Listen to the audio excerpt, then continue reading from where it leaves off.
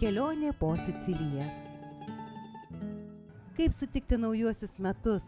Kur? Su kuo? Šie klausimai mums seniai nebekyla. Mat, mudu keliaujam. Kiekvienus naujus metus sutinkame vis kitoje šalyje. Šiemet po lėktuvo sparnais palikę sniego ir šalčio sukaustytą Vilnių, keliaujam į Italiją. Greitas persėdimas Amsterdame ir po 2:30 valandos Viduržemio jūroje išvystame Siciliją. Katanės oro uoste nuomojame automobilį ir gavę mums neįprastą mažutę Renault Clio mašinytę, įsiliejus į labai sudėtingo eismo srautą, užlieja šilto oro, svaiginančių kvapų, vaizdų ir spalvų banga. Sicilijos sala, kurią apvažiuosime per 5 dienas, žadėjo nepamirštamus įspūdžius. Vakarą leidžiame šalia išsinuomoto buto senamiestyje. Tarpušvenčio vaikštinėjimai puošniomis gatvėmis didžiausia pramoga. Dar smagiau, jog dėl pandemijos turistų nedaug ir prie miesto eglutės. Šiltuose kraštuose vietoje žaliaskarės puošiama metalo konstrukcija. Tarp senovinių pastatų, skulptūrų, tryškančių fontanų atrodo keistai, bet tokios tradicijos.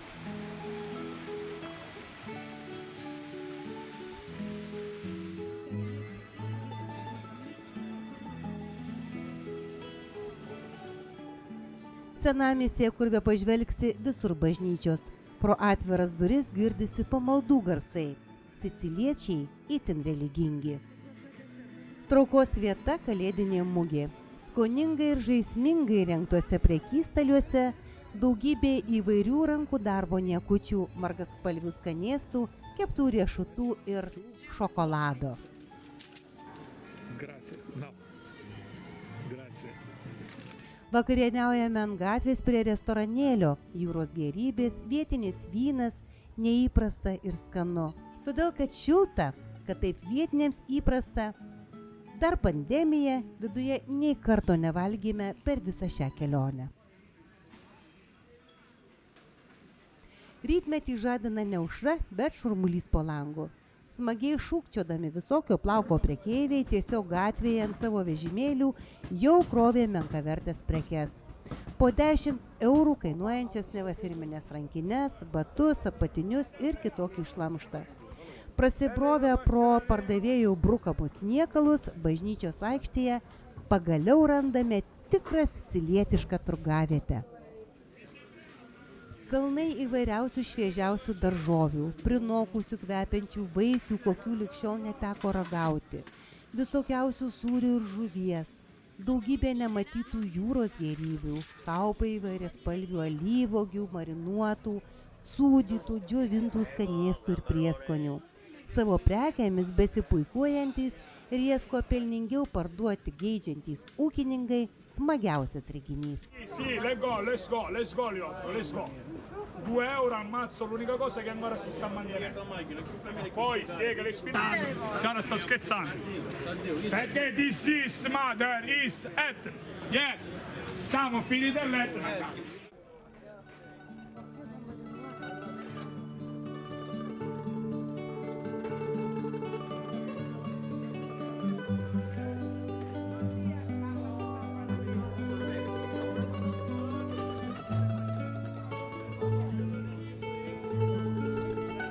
Nors ne pamaldų metas, turgaus aikštės, kaip ir visos kitos, bažnyčia atvira visą dieną.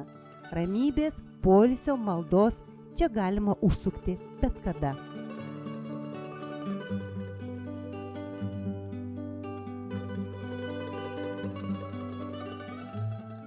Pasivaikšto miesto gatvėmis, apžiūrim paminklus ir čia kažkada karaliavusių graikų senosios šventyklos liekanas.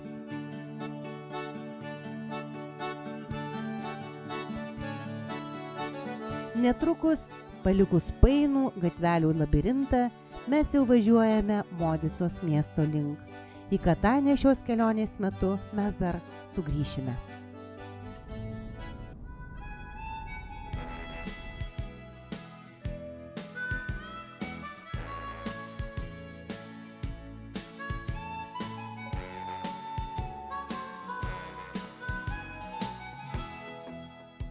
Sicilija ištisus metus saulės bučiuojamas kraštas.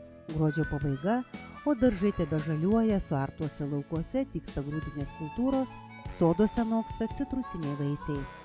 Žmonės šioje saloje gyvenantys nuo neatmenamų laikų visuomet vertėsi žemdirbystę, tad nedirbamo žemės plotelių nebelikę. Apaugusios skurdžia augmenėje dykynės driekėsi tik jūros pakrantėse. Kažkada išsiveržusi lava mažose įlankėlėse suformavo pavojingas olas ir keistų formų didingas uolas, amžinai skalaujamas įtūžusios jūros bangų. Akmenys labai aštrūs, vaikščioti pavojinga ir šiurpu. Vietomis kūnas pagaugais nueina iš baimės, bet einam toliau, juk labai smalsu. Nežinia, ar kada nors tokį grožį dar bepamatysi.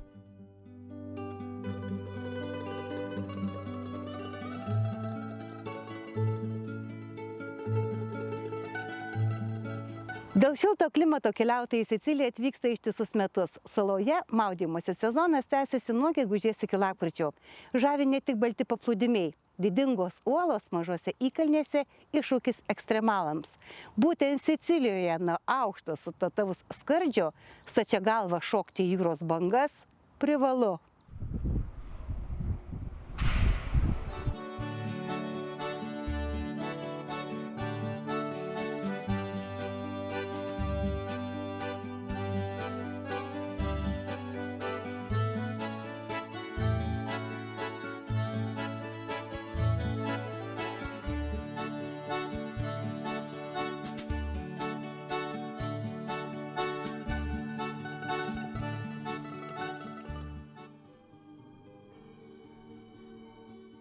Keliaujant po Siciliją per vieną dieną gali pamatyti daug įdomybių. Paliugus grėsmingas pakrantės uolas pasiekėme Sirakūzų miestą, matematiko Archimedo gimtinę. Šiame tūkstančių kvapų ir spalvų mieste ilgus metus gyveno filosofai Eschilas ir Platonas. Sirakūzai kadaise buvo svarbus Viduržemio jūros uostas ir vienas iš gražiausių graikų miestų.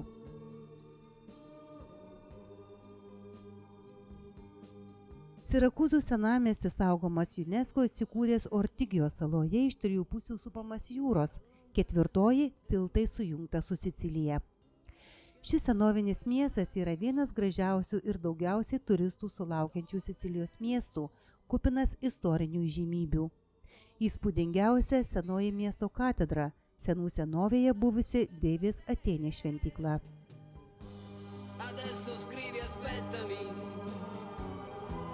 Il tempo passerà, un anno non è un secolo, tornerò, com'è difficile restare senza te.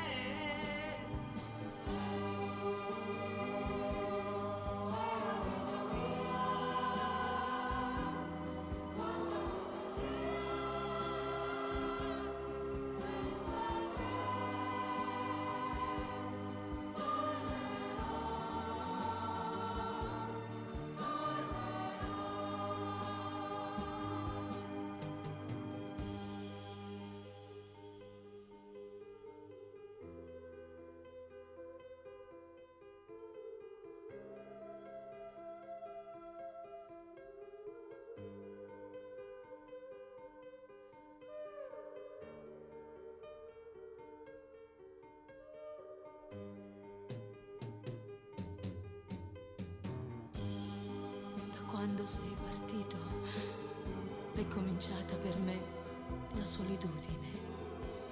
Intorno a me c'è il ricordo dei giorni belli, del nostro amore.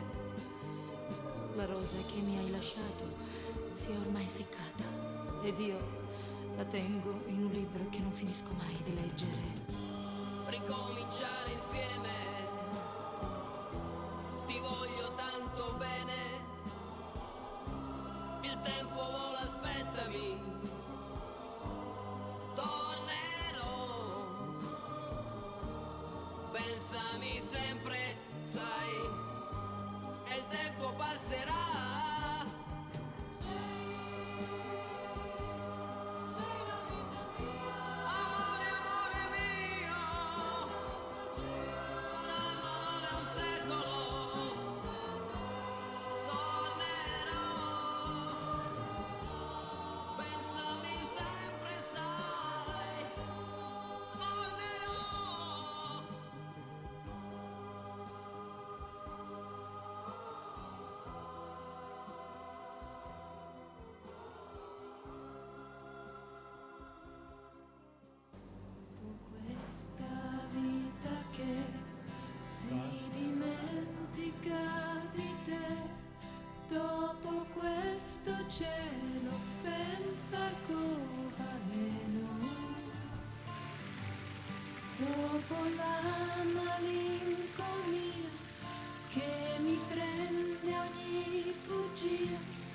Dopo tutta questa voglia di sereno,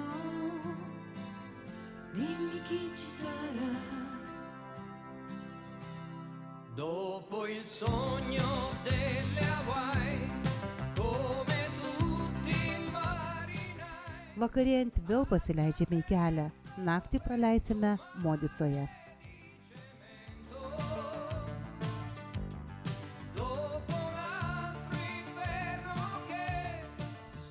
Sicilija savarankiškas Italijos regionas. Gyvena apie 5 milijonų žmonių. Nors vietovė nedidelė, keliaujant automobiliu pastebi, kaip greitai keičiasi jos landšaftas ir augmenija. Jei Katanijoje mus pasitiko palmės ir kiti egzotiški augalai, važiuojant kalnuotomis vietovėmis jau sutinkame ir spygliuočių medžių. Į kalnus ir slėnius atsiveriantys vaizdai nepaprastas įspūdis lydintis visą kelionę. Į Modiką atvažiuojame sutemus. Šventiškai apšviesta siauromis gatvelėmis, aikštėmis, fontanais ir skulptūromis, rodės niekuo neišsiskiria iš kitų senovinių Sicilijos miestų. Gal tik tuo, kad vingiuotais serpantinais nakvynės kilome į kalną. Ir tik ryte nubudu supratome, esantys ant skardžio. Po mūsų balkonėlių žemyn į tarpukalnę pakopomis leidosi daugybė senovinių namų, o priekyje vėl į statų šlaitą kilo neapsakomai įspūdingas miestas.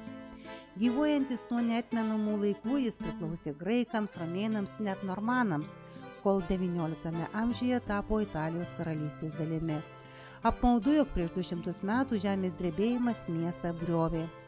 Dabar jis garsėja šokolado gamybos tradicijomis. Visi pusryčiai Italijoje yra vienodi. Kur beeitum, kad ir kavinėje arba namuose, gauni puodelį kavos, bandelę, dar geriausiu atveju kokį nors skanėstą ir uogienę. Arba kokį nors kukulį, bet irgi toksai pyragas.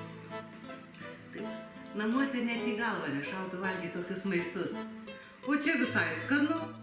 Maistas Sicilijoje pati tikriausia religija. Visur labai daug kavinukių ir viskas labai skanu, nes viskas gaminama iš vietinių gėrybių. Vietos ūkininkų auginama produkcija vis dar puoselėja senasias maisto tradicijas. Maistas ruošiamas pagal kelių šimtmečių patikrintus receptus, todėl viskas labai skanu.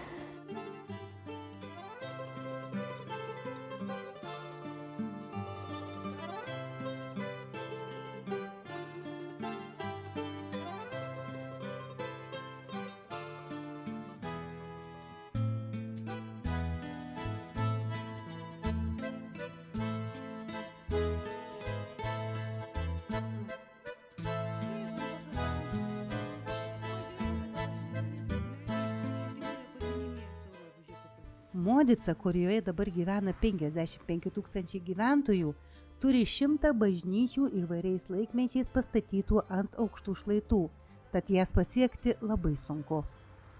Užsikorus taip aukštai supranti, jog sudėtinga tik turistams, vietiniams tai kasdienis gyvenimas.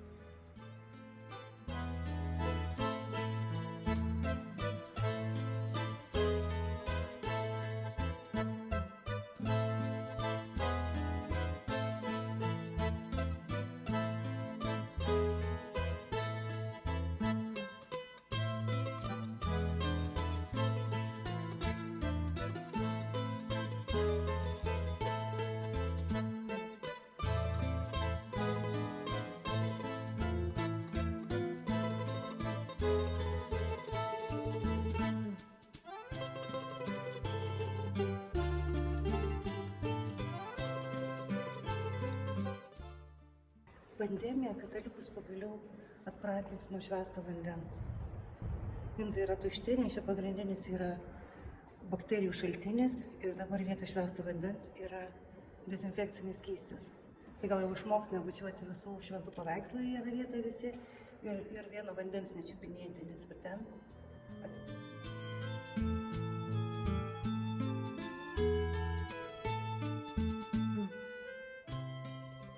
Prisėdame kavinukėje ir pasiilgę mums įprastų pusryčių užsisakome salotų. Čia pat nusipirkę šokolado, dar kiek pasivažinėjame po žemutinį Modicos miestą, savo kelionę po Sicilijos salą tęsime toliau.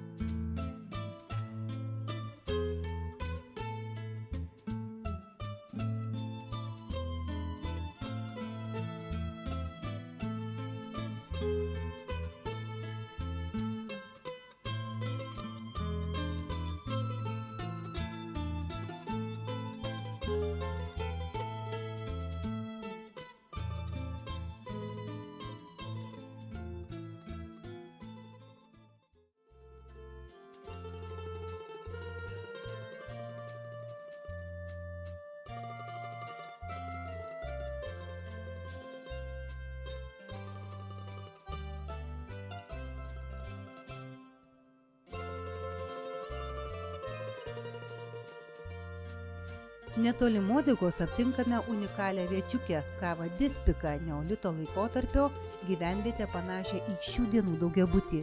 Kalnų kanjone uolose iškalta daugybė pirmųjų gyventojų būstų. Anot istorikų realiai esą tai buvo pirminės bendruomenės didmiestis su kapavietėmis ir kita miestui būdinga infrastruktūra.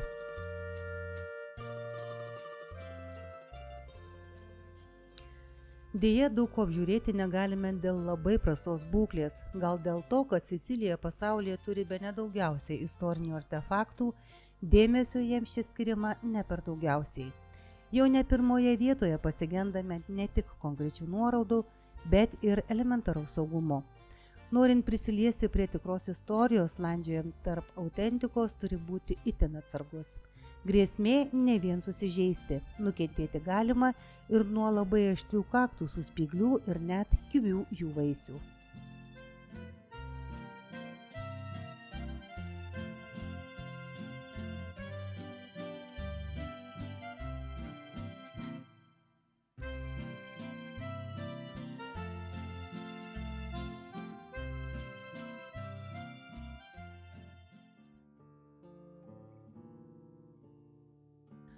Vos pasukus Suragustos link visą kelią mus lydi nesibaigiančios tvoros meistriškai sudėtos iš laukuose surinktų akmenų. Anksčiau šios tvoros juosiančios ūkininkų valdas buvo kur kas aukštesnės ir be kita ko tarnavo kaip priedanga mafijos smogikams. Po vienos žmogžudystės priimtas įstatymas, kad tvoros nebūtų aukštesnės kaip 1,5 metro. Sicilija ir mafija neatsiejami, net žodis šeima turi kriminalinį atspalvį. Holivudas čia nufilmavo garsiąją Krikštatėvio trilogiją. Pasaulyje mažytę salą išgarsino tikroviški Mario Puzo romanai bei vietiniai mafijozai. Bet žodis mafija, net juokaujant, ir dabar neminėtinas viešumoje. Ne viskas yra istorija. Vietiniams tai skaudi ir kruvina tema, esą Cosa Nostra Sicilijoje tebeegzistuoja.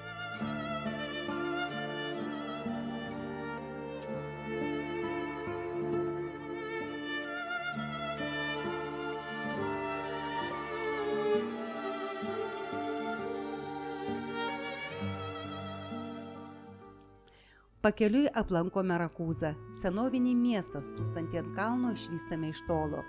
Siaurais serpantinais ilgai leidžiame žemyn, šlaitu važiuojame voste visą senąją miesto dalį ir tik po to, nepaisydami draudžiamų ženklų, pasiekę senamiestį. Nedažnas senovinis Sicilijos miestas gali didžiuotis nepaprastai jaukiu, erdviu ir savotišką aurą turinčiu parku. Paprastai tarp namų raizgalynės, gėlynams ir augmenijai vietos lieka nedaug. Šalia 3 bažnyčių vietinių didikų iniciatyva prieš 200 metų ant uolos baigalio įrengtas Rakūzos miesto parkas tikrai daro įspūdį.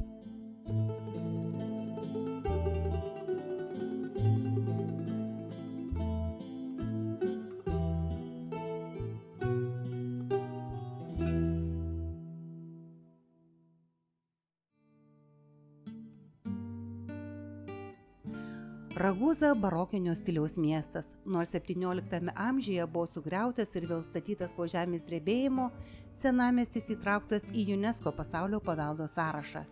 Belieka tik paklaidžioti senų gatvelių labirintais ir grožėtis unikalia įvairių laikmečių architektūra. Žymiausias statinys įspūdingoji Švento Grigorijaus katedra.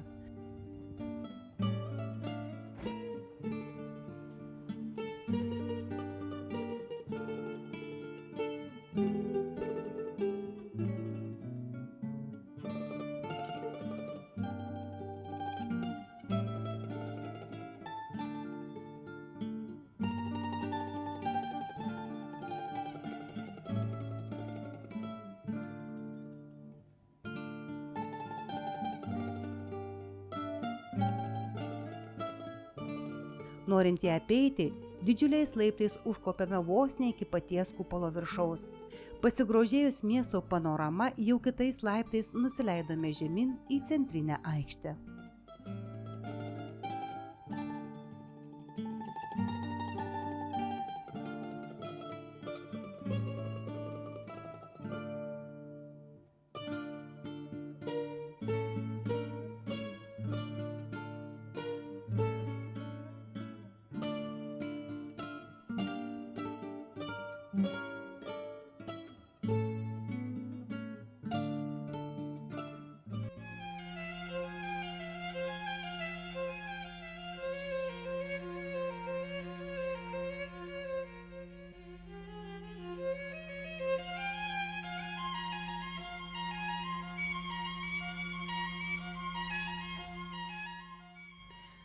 Nuo senų senovės šalia gyvenviečių kurdytos kapinės, tai lyg atskiri miestai su savita architektūra, tradicijomis ir gatveles atstojančiais takais.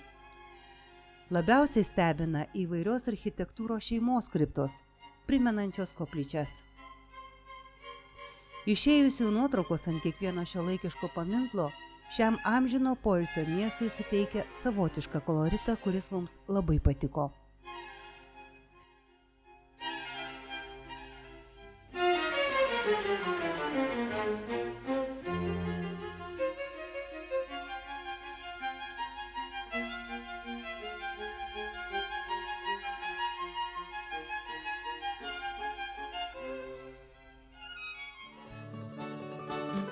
Po pusiaudienio iškeliaujame į Agrigento miestą.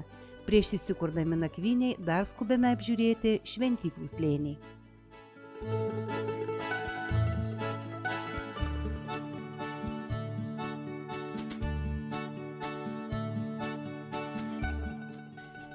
Link Agrigento važiuojame per itin išvystytos žemdirbystės regioną. Pro akis pralekia šiltnamių plotai besitęsiantys 10 kilometrų, didžiulės vynuogių plantacijos, suarti ir užsėti laukai, vaisius nokinantys apelsinų, mandarinų ir citrinų sodai, alyvmedžių giraitės.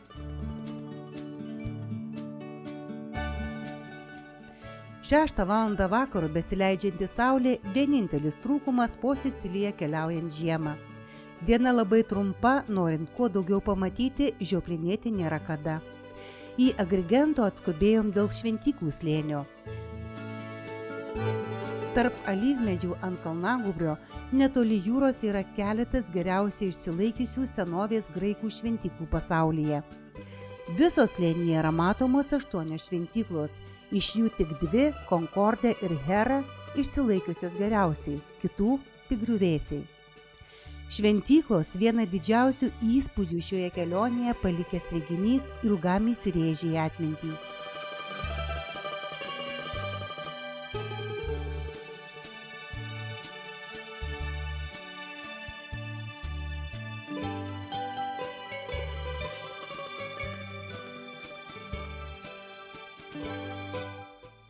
Kyla daug klausimų, kaip senovės žmonės sugebėjo visą tai pastatyti, kad jų kūriniai stebina iki šiol. Šventyklų slėnį planavome filmuoti dronu, bet apsauginiai dėl neva galiojančių taisyklių privertė pasirašyti raštą ir skrydį uždraudė.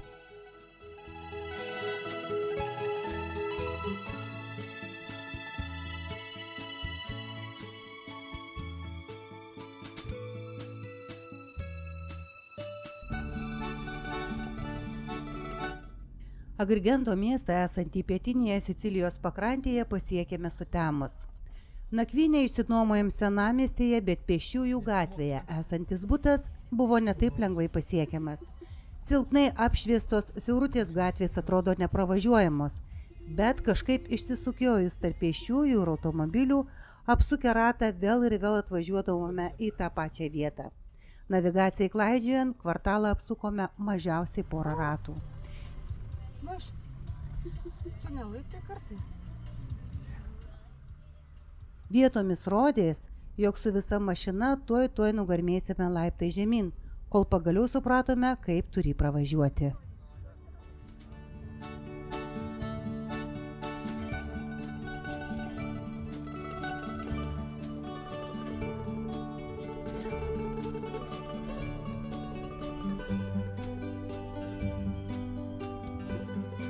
Pagaliau visus dienos įspūdžius vainikuoja soti sicilietiška vakarienė su vietiniu sūriu, vynu ir kitomis gėrybėmis. Šios kelionės metu viešbučiuose nebuvome apsistoję nei karto, nakvojom hosteliuose. Būsto nuoma populiarus verslas, dauguma siciliečių turintys didelius butus, kambarius pritaikius patogiam poilsiui priima turistus. Bendroje patalpoje maitina pusryčiais.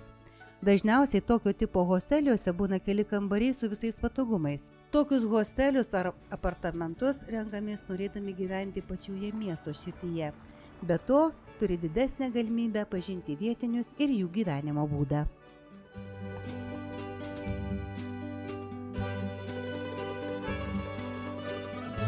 Net išvažiavus iš senamiesčio, naujų statybų kvartaluose, kuriuose nėra seniai medžio, krūmo ar žolės, eismas vis viena labai sudėtingas.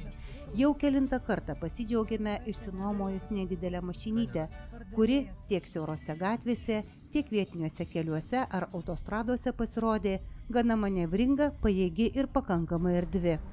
Nedaug kuro ryjantis hibridinis automobilis kelioniai po Siciliją tiko puikiai. Gruodžio 31 diena buvo nuostabiai šilta ir saulėta. Pravažiavus 14 km pasukame į paplūdimį.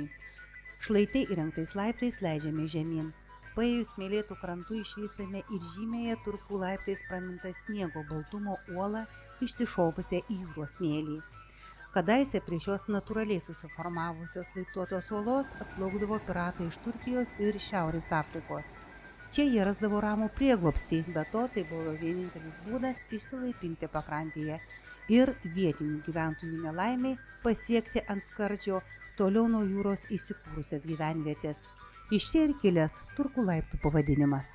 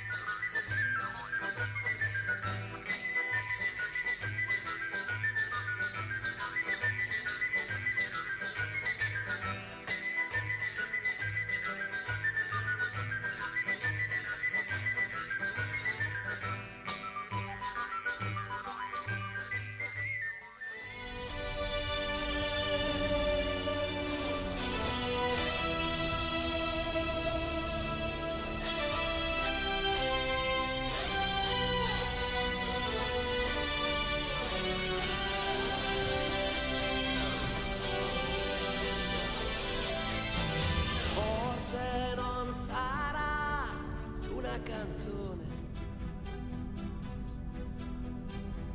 a cambiare le regole del gioco, ma voglio viverla così questa avventura, senza frontiere, con il cuore in gola. E il mondo in una giostra di colori, e il vento accarezza le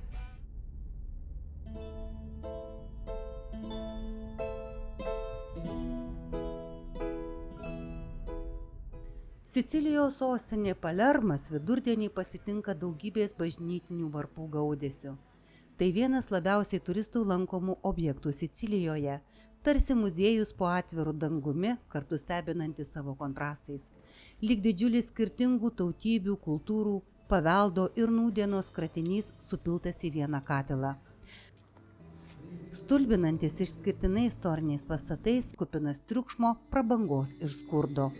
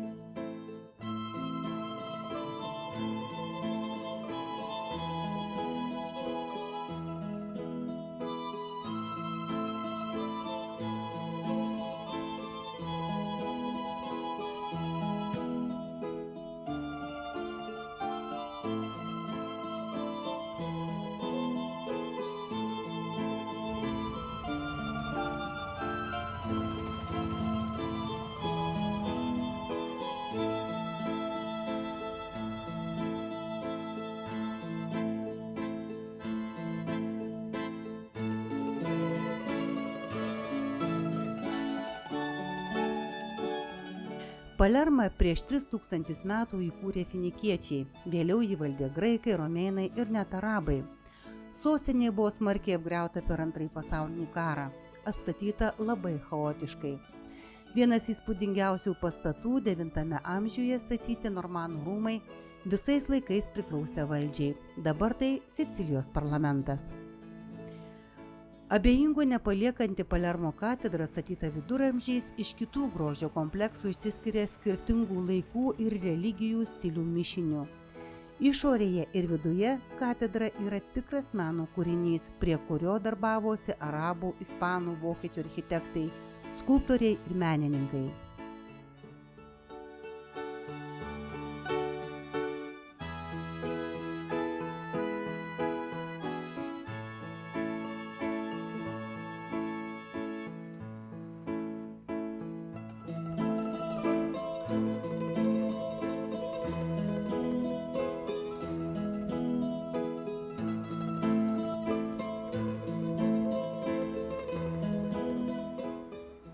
Deja, vaikščiodamas po Palermo senamiestį, margaspalvėmis terlionėmis aprašinėtų ir taip subjaurotų istorinių pastatų fasadų nepastebėti negali. Kaip ir išmaldos prašančių, kartais visai padoriai atrodančių elgetų. Net ir pačiose pagrindinėse miesto gatvėse, dvokiančius gultus įsitaisę, dažnai su keturkojais draugais, saldžiai miegantys, niekam lyg ir netrukdantys benamiai, neva normalus reiškinys. Sakoma, jog ilgiau pagyvenus daugybė šiukšlių pradedi nepastebėti. Matyt, mes buvome per trumpai, kad ne tik Palerme, bet ir visoje Sicilijoje esantys šiukšlynai nebadytų akių. Sunku įvardinti, kokia viso to priežastis – prastas šiukšlių išvežimo organizavimas ar tiesiog vietinių kultūros stygius.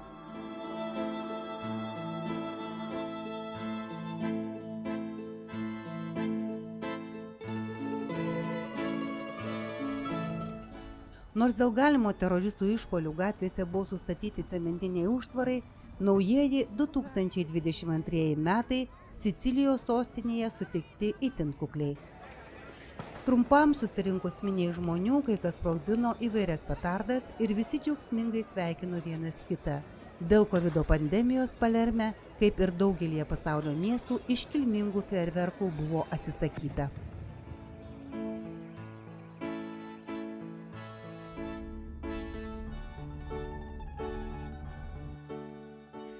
Štai ir išaušo pirmoji naujųjų metų diena. Gerai, kad išeiginė. Transporto keliuose nedaug, tad važiuojant neseniai pastatyta, bet jau remonto darbams uždaryta estakada, sėkmingai išvengiame spūsčių. Mūsų kelionės kulminacija lyg vyšnaitė ant torto Etnos ugnikalnis. Tai vienas simboliškiausių ir aktyviausių ugnikalnių pasaulyje.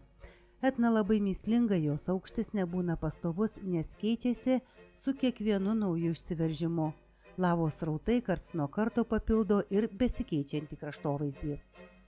Šios kelionės metu žemėlapyje nuolat klaidžiojusi ir kartais nervintis privertusi navigacija pagaliau mums sėkmingai pasitarnavo. Prie ugnikalnio nuvedė ne autostrada, bet vingiuotais neturistiniais kaimų ir miestelių keliais. Taip važiuojant kelyje gal kiek ilgiau užtrunki, bet labai daug pamatai. Teisybės dėliai derėtų pasakyti, jog būtent dėl šios priežasties šalutinius kelius sąmoningai renkamės labai dažnai.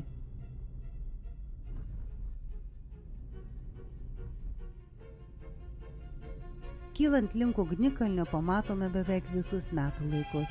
Iš žydinčio slėnio važiuojant viršukalnės link pasitinkame rudens pakastus medžių lapus ir lyg šalčio nuojauta sustingusią girią. Pakilus dar aukščiau, šalikelėje matome sniegą. Keliems kilometrams likus iki tikslo, iš sustingusių juodos ir grėsmingos lavos sąvartynų suprantame, prie kokio galingo gamtos kūrinio artinamės.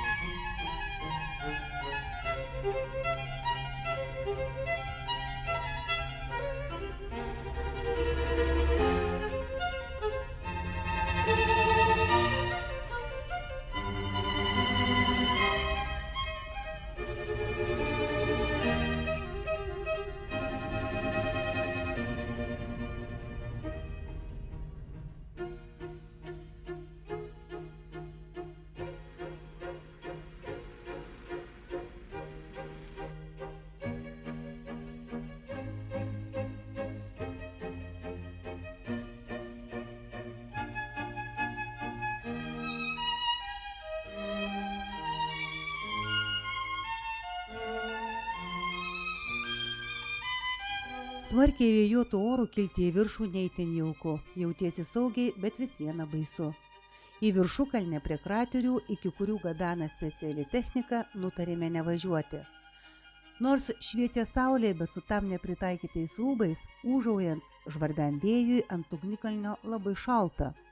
Bet užtat kokie vaizdai ir pojūčiai.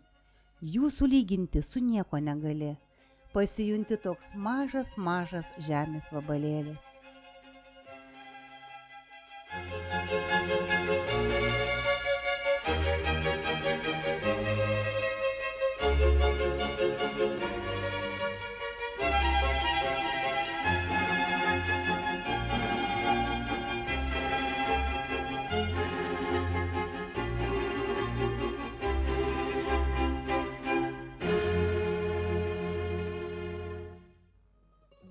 Greitai leidžianti saulei skubame į Kataniją, kur praleisime paskutinę naktį Sicilijoje.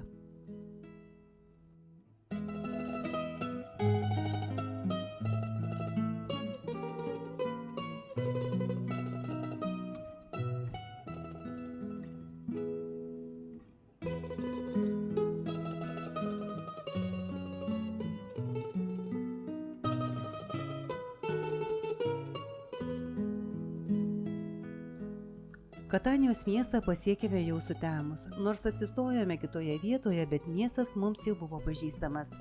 Vakarienės užsukome į žuvies restoraną, kurį buvome nusižiūrėję pirmos viešnagės metu. Patiekalų pasirinkimas mūsų nenuvylė.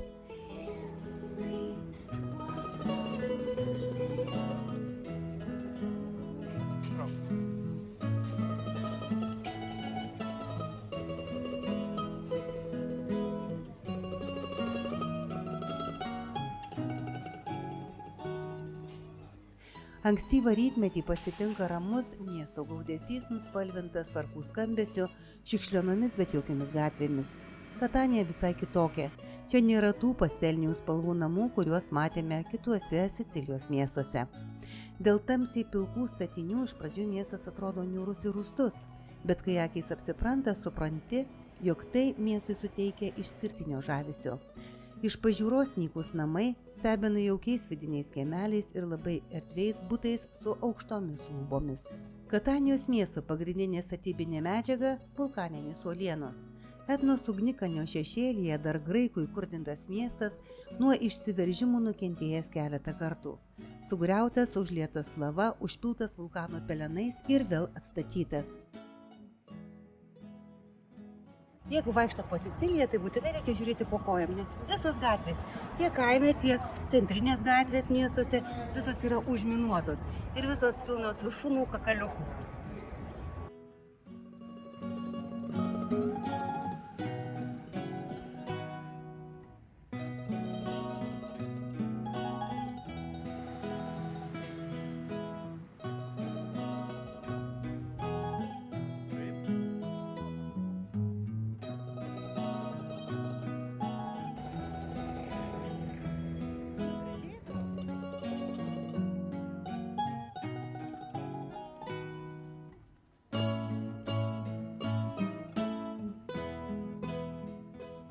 Viena įdomybių žuvies turgus šioje vietoje gyvuojantis ne 100 metų stebina jau išdarinėtos ir kruopščiai pardavimui paruoštos žuvies ir jūros gėrybių gausa. Šalimais kepamos daržovės kvepia riebaluose čirškinamais skanėstais.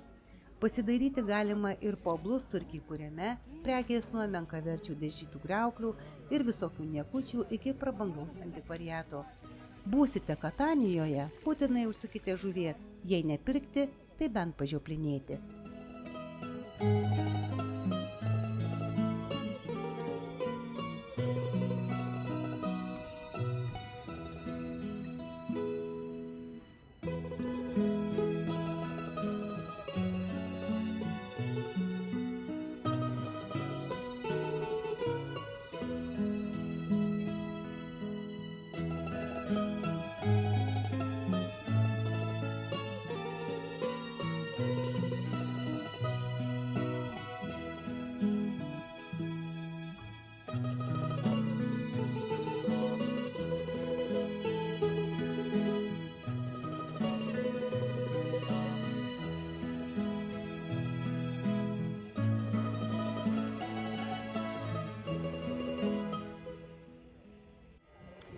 vienas įspūdingiausių mano likščiol matytų paminklų tai yra Dramblių fontanas.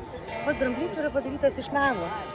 Lava daug kartų yra užliejus Katanės miestą ir čia daug kas, ne tik tai drambliai šitais, bet ir šaligatviai, net ir namai buvo statomi iš lavos.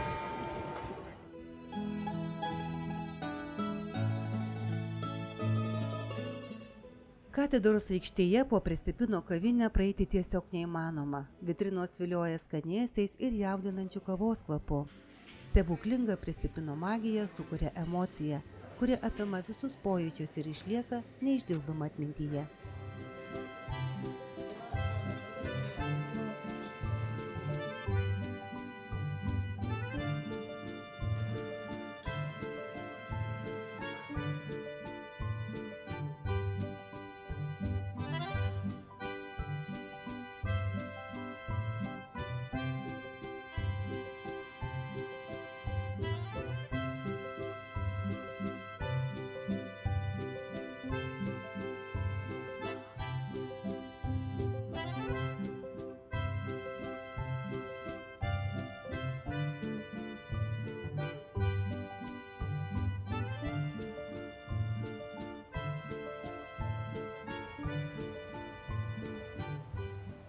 Sicilija nepaprastai nuostabi, savita, saulėta, jauki sala, kurią aplankyti išties buvo verta.